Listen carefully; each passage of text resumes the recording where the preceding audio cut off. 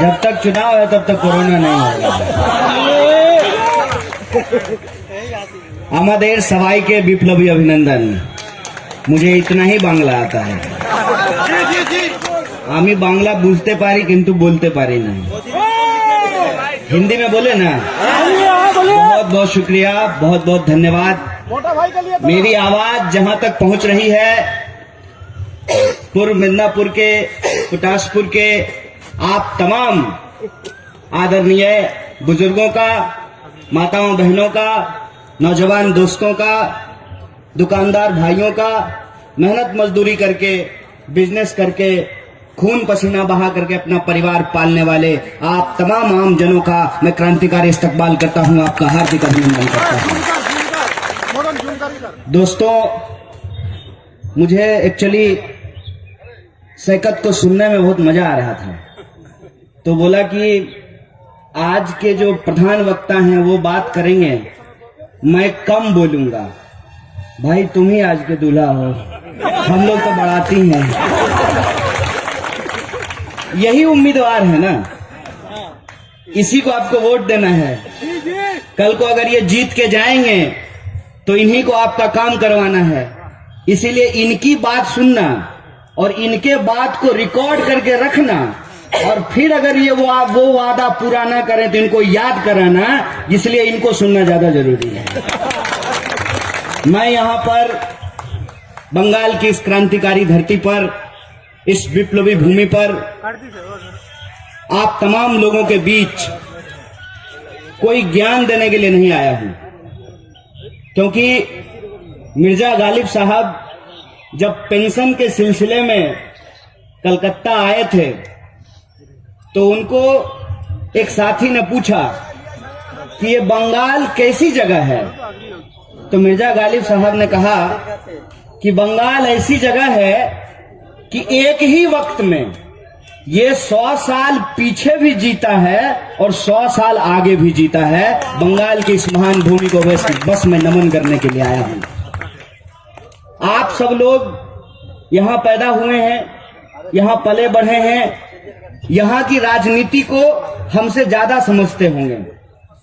आपने वाम फ्रंट का सरकार भी देखा है, आप दीदी का सरकार भी देख रहे हैं, और जो लोग बदलाव के नाम पर सरकार में आने का दावा कर रहे हैं उनको भी आप बहुत अच्छे से पहचानते हैं।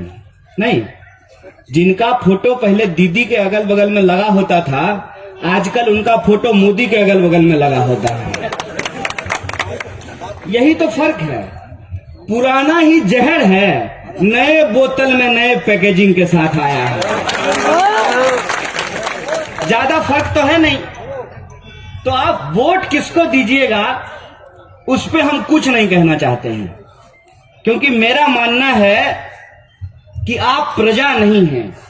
आप प्रजा नहीं है ना, नागरिक है ना, कोई इस देश में राजा नहीं है ना, कोई रानी नहीं है ना।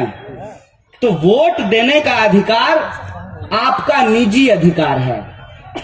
ये निजी अधिकार आप गुप्त तरीके से देते हैं। किसको वोट देना है ये आप 27 तारीख को तय करेंगे और उसका परिणाम 2 मई को आ जाएगा। लेकिन कुछ लोग चुनाव से पहले ही ये दावा करने लगते हैं कि 2 मई को हम ही जीत रहे हैं। बताइए, अगर परिणाम पहले से पता हो तो चुनाव पे लाखों करोड़ों रुपया खर्च करने का क्या जरूरत है? असली मसला क्या है?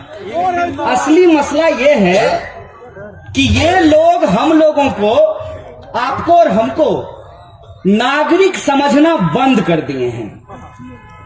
ये नहीं समझते हैं कि हम लोग नागरिक हैं।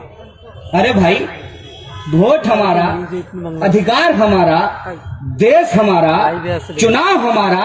हम तय करेंगे कि कौन आएगा और कौन जाएगा। तुम कौन होते हो तय करने वाले? इसीलिए आप किसको मत दीजिएगा ये आपका निर्णय है। मैं भी चुनाव लड़ा हूं और मैं अपने चुनाव प्रचार में भी खुद के लिए वोट नहीं मांगता था। सही बात है भैया। मैं ये कहता था कि आप अगर हमें समर्थन करेंगे तो हम आपके लिए अच्छे स्कूल के लिए लड़ेंगे, हम आपके लिए अच्छे अस्पताल के लिए लड़ेंगे, हम आपके लिए अच्छी सड़क के लिए लड़ेंगे, हम आपके बच्चों के भविष्य को सुरक्षित बनाने का प्रयास करेंगे।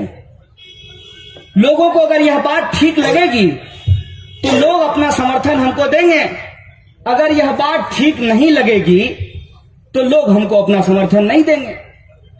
तो कुछ लोगों ने हमको कहा कि यह प्रचार का युग है, बढ़िया प्रचार अगर नहीं होगा तो सामान नहीं बिकता है। तो हम बोले सुनो, ना मुझे लोगों का वोट खरीदना है, ना अपना ईमान हमको बेचना है। हमारी लड़ाई सिर्फ और सिर्फ सत्ता में पहुंच जाने की लड़ाई नहीं है। एक बार हमने सैकत से कलकत्ता में पूछा, जब हम लोग शुरू में मिले थे, भाई टीएमसी में क्यों नहीं हो? तो बोला कल को बीजेपी के साथ चला जाए तब। तो हम बोले तो था ही बीजेपी के साथ। 1998 में तृणमूल कांग्रेस का भाजपा के साथ अलायंस था। दीदी उस वक्त नहीं समझी थी कि यह मोदी क्या चीज है। ये ऐसा आदमी है कि इसको अगर आप अपने घर में खाना खाने के लिए बुलाइएगा तो ये रास्ता देख लेगा, घर का सारा सामान देख लेगा और रात में आकर के सब समेट करके ले जाएगा। दीदी अलायंस की टीएमसी से, बीजेपी से एक ही बात है।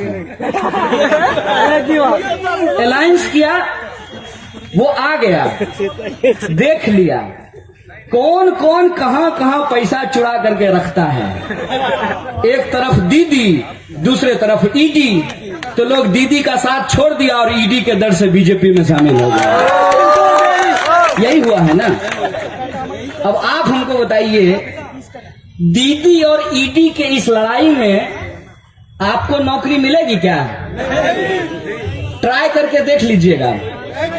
दोनों नारा लगाइएगा, पेट्रोल पंप पे जाइएगा और पेट्रोल पंप का मीटर देखिएगा और उसको कहिएगा कि 1 लीटर पेट्रोल हमारे मोटरसाइकिल में डाल दीजिए।